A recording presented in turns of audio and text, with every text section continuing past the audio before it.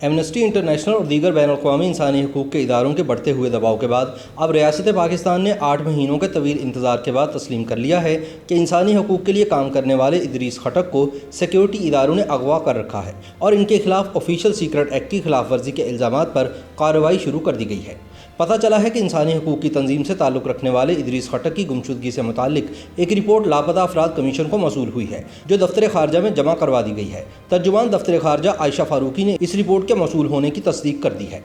Swabi toll plaza से गुज़िश्ता बरस नवंबर में इदरीस खटक और इनके ड्राइवर को सादा लिबास में मलबूस अफराद ने रोका था और अपनी गाड़ी में बिठाकर साथ ले गए थे। वाक़े के 2 रोज़ बाद इदरीस खटक के ड्राइवर को छोड़ दिया गया था, जिन्होंने थाने में अगवा की रिपोर्ट भी दर्ज कराई और बाद इदरीस खटक के अहल खाना की जानिब से पेशावर हाई कोर्ट में अब्दुल लतीफ़ आफरीदी एडवोकेट के ज़रिए गुमशुदगी की दरख्वास्त भी दायर की गई थी।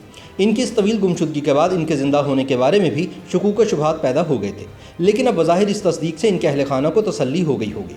मिसिंग पर्सन कमीशन को मौसूल होने वाली रिपोर्ट के मुताबिक इदरीस खटक सिक्योरिटी इदारों की तहवील में हैं और इनके खिलाफ ऑफिशियल सीक्रेट एक्ट के तहत कानूनी कार्रवाई की जा रही है। इदरीस खटक के वकील अब्दुल लतीफ़ आफरीदी ने कहा कि 12 जून को पेशावर हाई कोर्ट के चीफ जस्टिस वक़ार अहमद सेठ के पास मुकदमे की समाअत हुई थी, जिसमें वज़ारत दिफ़ा के हुकाम ने अदालत को बताया था कि वो इस मामले पर जल्द रिपोर्ट जमा करवा देंगे। उन्होंने बताया कि अभी तक इन्होंने रिपोर्ट नहीं देखी और ना ही इनको मौसूल हुई है।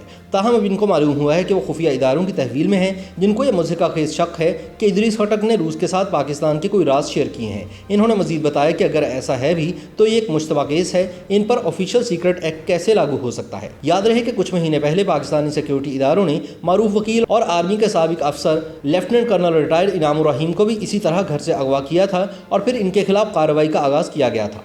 ताहम बादशाह हुक्काम सुप्रीम कोर्ट में कर्नल इनाम के खिलाफ किसी किस्म का कोई सबूत पेश करने में नाकाम रहे और फिर इन्हें ज़मानत पर रिहा कर दिया गया।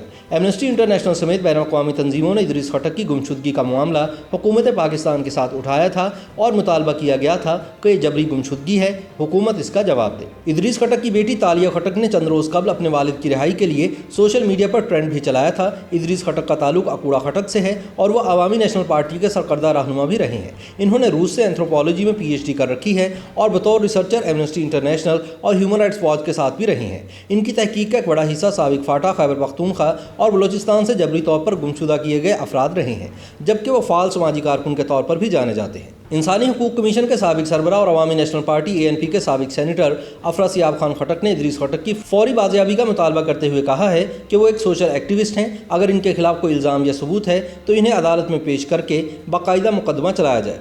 एमनेस्टी इंटरनेशनल ने भी इनके पुरअसरार तौर पर गायब होने पर तशवीश का इजहार किया था।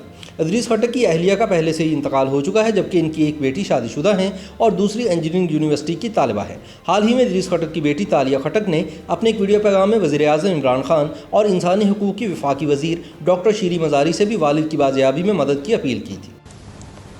13 नवंबर 2019 को मेरे पापा इदरीस खटक को अबडक्ट कर दिया गया।